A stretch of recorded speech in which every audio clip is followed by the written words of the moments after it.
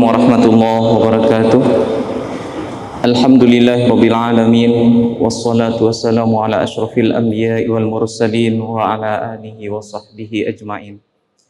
Ibu bapak jemaah zuhur yang dimuliakan Allah, di awal surah An-Nur Allah Subhanahu wa taala menceritakan atau menyampaikan kepada kita tentang perihal hukum terhadap orang yang melakukan perzinaan. Kemudian kalau kita tadaburi ayat-ayat berikutnya, seolah-olah Allah Subhanahu wa taala memberikan penjelasan kepada kita untuk menghindari terjadinya perbuatan zina itu, maka ikutilah atau perhatikanlah hal-hal berikut ini.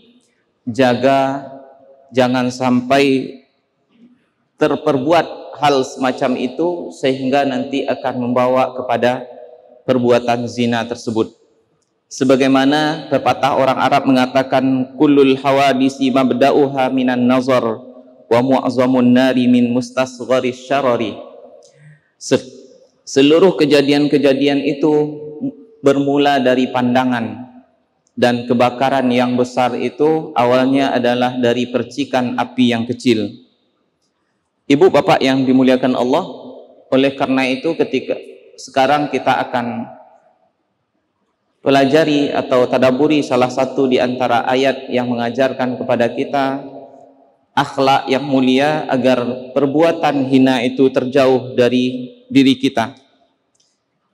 Di dalam ayat yang ke-27 Allah berfirman, a'udzubillahi minasyaitonirrajim, bismillahirrahmanirrahim. Ya ayyuhalladzina amanu la tadkhulu buyutan ghaira buyutikum hatta tasta'nisu wa tusallimu ala ahliha. Dzalikum khairul lakum la'allakum tadhakkarun. Wahai orang-orang yang beriman, janganlah kalian masuk ke rumah orang lain atau ke rumah yang bukanlah rumah kalian sampai kalian minta izin dan mengucapkan salam kepada orang yang ada di dalamnya. Dengan demikian itu adalah perbuatan yang terbaik bagimu. Semoga kamu menjadi orang yang mengetahui atau mendapatkan peringatan.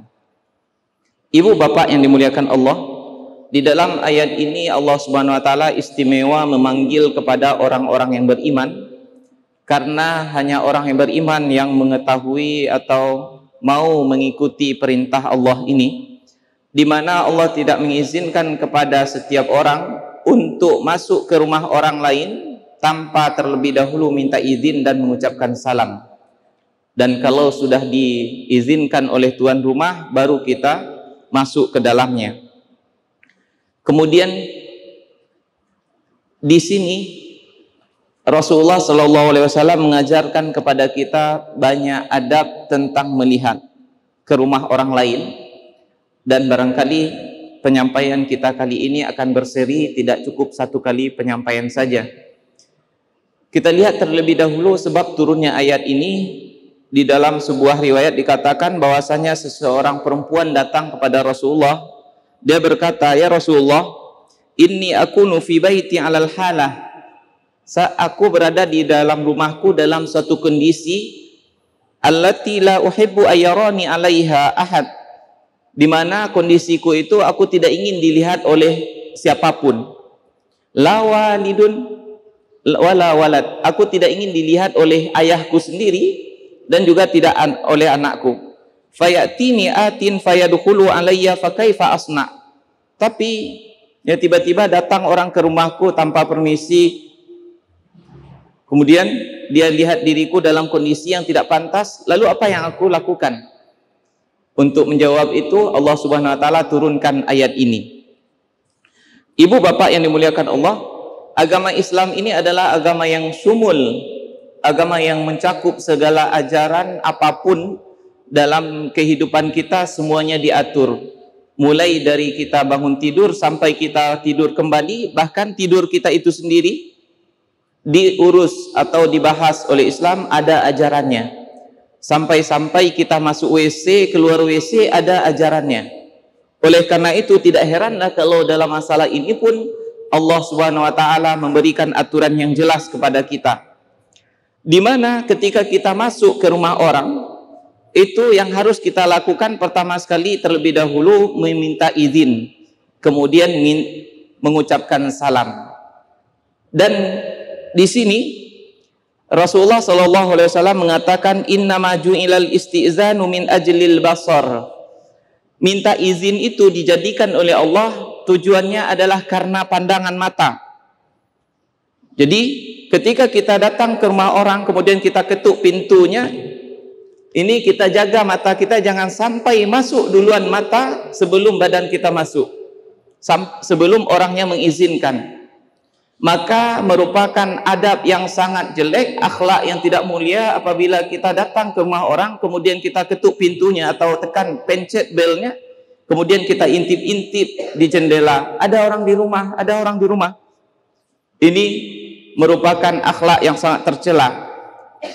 Kemudian apa kata Rasulullah? La yahillu limri'im muslim ayyanzura ila jawfi baitin hatta yasta'zin fa in fa'ala faqad dakhal. Tidak halal bagi seorang muslim melihat ke dalam rumah seseorang sampai dia minta izin.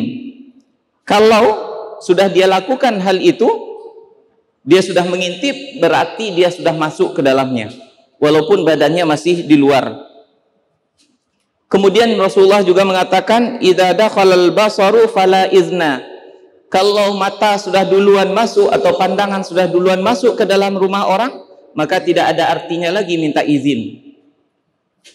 Ibu bapak yang dimuliakan Allah, kenapa seperti ini? Betul Rasulullah memberikan wejangan kepada kita agar kita hati-hati, karena akan banyak rentetan perbuatan atau hal yang akan muncul dari hal ini. Apabila mata kita sudah duluan masuk ke dalam rumah orang, boleh jadi ada anak gadisnya belum menutup aurat sehingga masuk pandangan tadi itu menuju hati, terjadilah pikiran yang tidak-tidak. Atau ketika kita melihat ke dalam rumah orang ternyata lagi berantakan karena anaknya masih kecil-kecil, nanti timbul perasaan yang tidak bagus di dalam hati kita, cerita-cerita kepada orang lain, oh begitu ternyata di rumahnya, begitu di rumahnya. Atau hal-hal yang lain yang tidak diinginkan oleh tuan rumah diketahui oleh orang yang datang. Kemudian Rasulullah juga bersabda, man mala'a ainahu min qa'i baitin qabla ayyu'dzana lahu faqad fasaq. Siapa yang telah memenuhi biji matanya dengan isi rumah orang lain sebelum dia minta izin, maka berarti dia sudah melakukan perbuatan fasik. Oleh karena itu, Ibnu Hajar Al-Haytami menganggap atau mengatakan bahwasanya mengintip-ngintip ke dalam rumah orang itu termasuk salah satu dosa besar, di mana ini mesti kita berhati-hati sekali. Sampai-sampai Rasulullah SAW mengajarkan kepada kita ketika kita datang ke rumah orang lain, kemudian kita ketuk pintu, maka kata Rasulullah, berdirilah ke kanan atau ke samping, jangan langsung berada di hadapan pintu, sehingga ketika tuan rumah membuka pintunya, mata kita langsung melihat isi rumah. Ketika salah seorang sahabat datang kepada Rasulullah, kemudian dia ketuk pintu Rasulullah, kemudian kata Rasulullah, kamu menyamping ke kiri atau ke kanan. Bahkan mungkin seperlunya kita membelakangi pintu ketika tuan rumah sudah menyapa, silahkan masuk, baru kita melihat kepadanya. Ibu bapak yang dimuliakan Allah, selanjutnya dalam sebuah hadis yang diriwayatkan oleh Abu Hurairah, qala Rasulullah sallallahu alaihi wasallam, man ittala'a fi baiti qaumin bighairi iznihim faqad halla lahum ay yaqfa'u 'ainahu.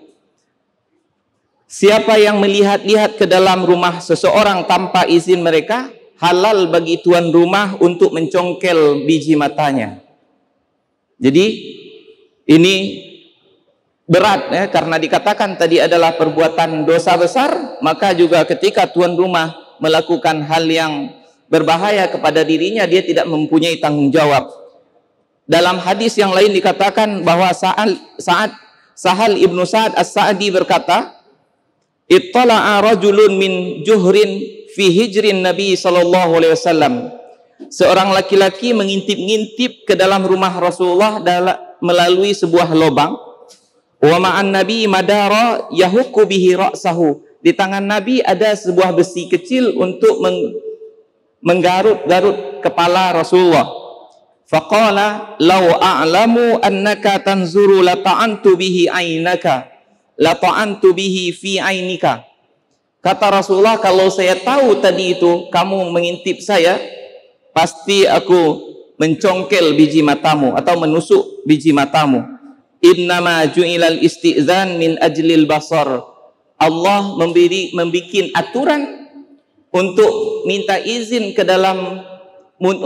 izin kepada tuan rumah sebelum kita masuk ke dalam rumahnya.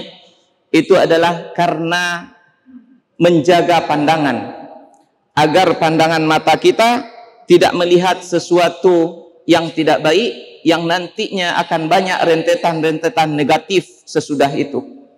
Ibu bapak yang dimuliakan Allah, baru ini salah satu hal yang perlu kita pelihara ketika akan masuk ke dalam rumah orang lain.